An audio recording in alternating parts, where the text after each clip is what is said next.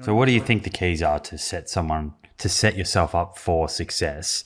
And I appreciate as this conversation unfolds, we're going to talk about what to eat, but starting here with perhaps what is equally as important, if not more, how to do it and do it in a way that's sustainable. What is critical to success? First thing is you have to eat a lot of food. You have to eat a lot of food volume.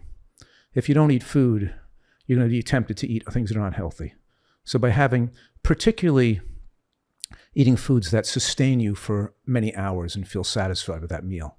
And the satisfaction or satiety index of that meal can be enhanced by mixing together various foods, like having green vegetables, some nuts and seeds, some beans, even some whole grains like quinoa, a comprehensive meal, not with excessive amount of calories, but with a good combination of foods and some fruit for dessert that satisfies you and sustains you for many hours. So you don't feel like snacking, you don't feel like eating. So the one thing is you can't control your caloric drive unless you satisfy your nutrient drive. And nutrients include fiber, phytochemicals, antioxidants. So we're satisfying people's nutrient drive adequately. So it lessens their total caloric drive, makes them satisfied with fewer calories. Right. I want to come back, revisit this idea of satiety as we kind of move through this. But I guess what you're speaking to as well kind of describes the problem with consuming a lot of ultra processed foods that are low in fiber and phytochemicals and water, all that stuff. Then you can't control your caloric desires. You disrupt the body's need for energy and its feedbacks. All the neuropeptides and neurohormones that tell you how much to eat are completely disrupted, and you try to crave more calories than you desire because you're not containing foods that contain nutrients in them. And of course, I very often lecture and speak about the caloric load in the bloodstream. That if you lived, 50,000 years ago, you're eating things that are grown at natural foods, and the food takes some time to digest. You eat a nut, you eat a vegetable, you eat a salamander, whatever it is, and it takes time for the body to break those foods down. But in current society, we can eat things that are fried or oily or greasy or been cooked or made into fine particles like flours, and they could be absorbed in the bloodstream very rapidly. So you get a huge caloric hit in the bloodstream that you couldn't get. You couldn't get more than 100 calories at a time into a bloodstream. But when you're eating oil and animal fats and sweets and flours, you can get 400, 500 calories into the bloodstream at one time.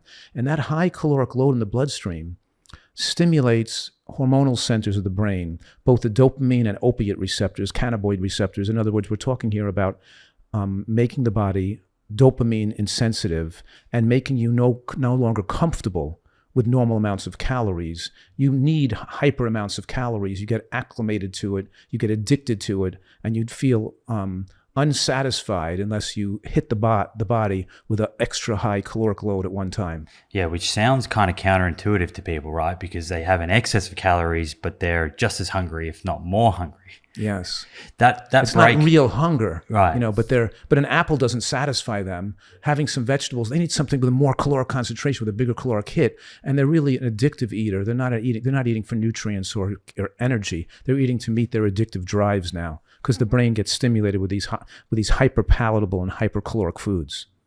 That rate of nutrients hitting the bloodstream and the sort of gastric emptying. Is fiber the biggest way to kind of put a brake on that, slow that down? Yes, that's true. Is that foods that have a lot of fiber, natural foods that contain fiber, slow the entry of carbohydrate or glucose into the bloodstream. When you eat beans, for example, beans are very high in what's called slowly digestible carbohydrates or slowly digestible starches that take many hours to break down. And they have resistant starch as well, which doesn't get broken down by enzymes. It gets broken down by bacteria that ferment it, which takes many hours, and most of those resistant starches pass through into the toilet bowl and never even come into the body. But yes, to absorb the carbohydrates in beans takes hours, which is why they have a low glycemic load, because you don't have a glucose spike in the blood. But when you eat something like white rice or white flour, bread, bagels, pizza, burger buns, sandwiches, then the white flour breaks down almost instantaneously, entering the bloodstream at the same speed as had you eaten sugar. Just had sugar cubes or honey. So there's almost a biological equivalent between sugar and white flour, which I don't even consider that a food. It enters the bloodstream so rapidly with no nutrients that it's really like a drug. What are the main foods that people might be eating that contain white flour that perhaps they're not aware of?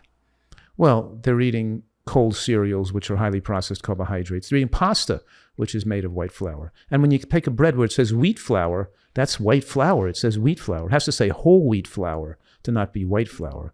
But in any case, white flour is, I call it, it enters the bloodstream. And because the body can't convert it into energy efficiently, because it doesn't contain cofactors, vitamins and minerals, and the phytochemicals that diffuse the production of reactive oxygen species during digestion, that the body shunts it more to fat storage. So it's an inefficient producer of energy. So it's shunted more to fat storage, and because it's producing energy inefficiently, it leaves people overall still feeling fatigue, even though they had an adequate amount of calories. Does it frustrate you that it's common for the term carbohydrates to kind of be simplified, given that not all carbohydrates are equal? That's correct. You can't talk about a high carbohydrate diet, a low carbohydrate. It's all irrelevant. It's the type of carbohydrate, not the term carbohydrate. It's fine to eat carbohydrates if they're not these highly glycemic processed carbohydrates.